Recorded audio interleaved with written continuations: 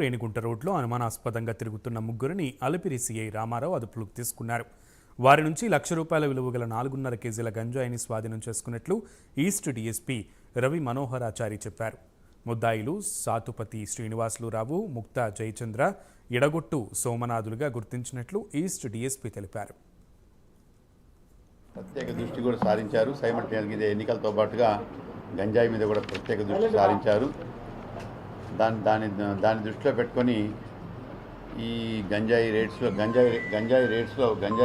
భాగంగా ఈ నిన్నటి దినము మధ్యాహ్నం 1 గంట సమయంలో వచ్చినటువంటి సమాచారం మేరకు ఆ రైల్వే ట్రాక్ అంకుర హాస్పిటల్ పక్కన ఉండేటువంటి రైల్వే ట్రాక్ పక్కన ఒక ముగ్గురు ముద్దాయిలు గంజాయి పెట్టుకొని పొజిషన్లో ఉంటే ఆ ముగ్గురిని అరెస్ట్ చేయడం జరిగింది.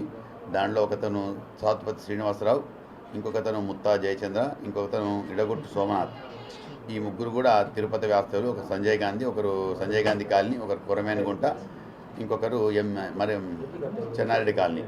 ఈ ముగ్గురు అయితే ఈ గంజాయి మనకు వీళ్ళ కన్ఫెషన్ మేరకు గంజాయి మనకు తుని నుంచి వస్తుంది. తుని అంటే అది పశ్చిమ గోదావరి జిల్లా కాదు, I think probably east Godavari district నుంచి వస్తుంది. సో ఎక్కడి నుంచి అయితే వస్తుందో అతన్ని కూడా మేము పిక్ చేస్తాం, అది చేస్తాం. సో గంజాయి ఎవరికైనా ముందే మీ ప్రజలకు కూడా ప్రత్యేకమైన విజ్ఞప్తి ఏంటంటే, పిల్లల జీవితాలన్నీ నాశనం అయిపోతున్నాయి. ఇది ముఖ్యంగా యువత, స్టూడెంట్స్ గంజాయి మత్తుకు బానిసలైపోయి జీవితాన్ని నాశనం చేసుకోవద్దండి. గంజాయి కూడా అంతే, ఎక్కడున్నా అక్కడి నుంచి రావాల్సిందే. సో కాబట్టి అక్కడ మాకు లీడ్స్ ఉన్నాయి, అంటే దర్యాప్తు ఉంది కాబట్టి లీడ్స్ చెప్పడానికి లేదు.